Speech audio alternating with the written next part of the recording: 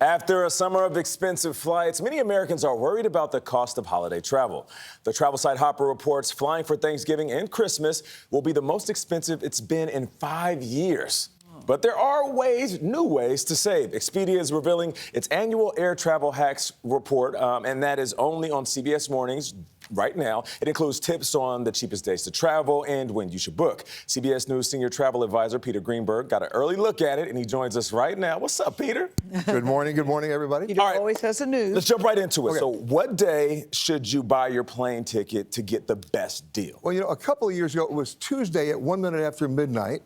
Then it changed to Friday. Now it's Sunday. And the reason why it changed to Sunday, Expedia reports that business travel is starting to come back. Fares will stabilize on Sunday. You'll get the lowest deals then. So you log on, you'll save about 5% on domestic flights and an average of about 15% on international fares. Go Sunday. So buy it on Sunday. Right. What day, though, should you try to fly on to get the best deal? So not the day you buy it, but the day you actually travel. Well, that's another interesting story because it changes based on the time of the year, right? So for holiday travel this year, you don't want to travel on the Wednesday before Thanksgiving. Right. That makes They did sense. a movie like that. It's called Planes, Trains, and Automobiles, right? So what you want to do is go on the Friday before or the day of. For Christmas, you want to go the week before. And The you'll week say before. Absolutely. Yeah, because remember, Christmas this year falls on a Sunday. So if you leave on the Friday before Christmas, you're not going to be in good shape at all for fares. People looking at each other right now on the couch being like, your family's not coming a week early. Well, Don't even think about it. Or you do what I do. What do you do? You fly on the very first day, very first flight on Thanksgiving morning. Get there in time to carve the turkey. And then while everybody's stuck at the mall on Friday, on Black Friday, you go home on Friday, you can go bowling on that plane. There's nobody on that plane. That makes sense. Right? And you've satisfied your family obligations. And Nate, you'll appreciate this. The weekend belongs to you now, and you can watch as much bad football as you want. Are you talking about my Detroit Lions?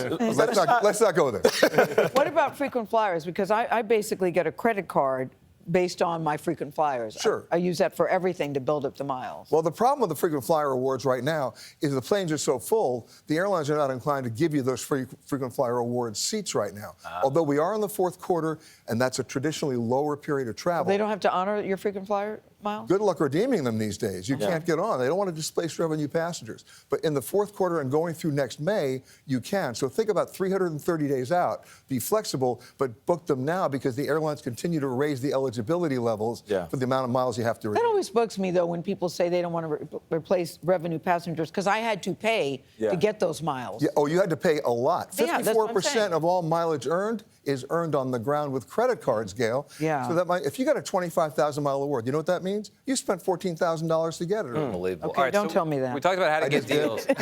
Don't tell me that. What about staff shortages? Yeah, how do you avoid the big disruption? Cancellation. Yes, exactly. Yes. Well, on the Expedia report, they figured out if you got a flight that leaves after 3 o'clock in the afternoon, it's 50% more likely to be canceled and a whole lot more likely to be delayed. So that After 3. Yeah, so get an early morning departure. But that's advice that we all can figure out, the first flight of the day. I'll go one step beyond that. What do you got? Pick a flight, that first flight of the day, on an airline that's not based in the city where you're flying from or where they don't have a crew base. And the reason for that is that very first flight of the day had come in the night before with that crew. I see what you're doing, That crew stays Peter. with the plane. Okay. That crew goes back with the plane, and you're on it, you're gone. But how do you know the crew schedule, though, Peter? How Very do you do simple. that? If you're flying out of Chicago, you know what? It's not United. It could be Delta. If you're flying out of Atlanta, it's not Delta. It's United. Peter Greenberg with the hacks. We appreciate you. Thank you so much. You got it.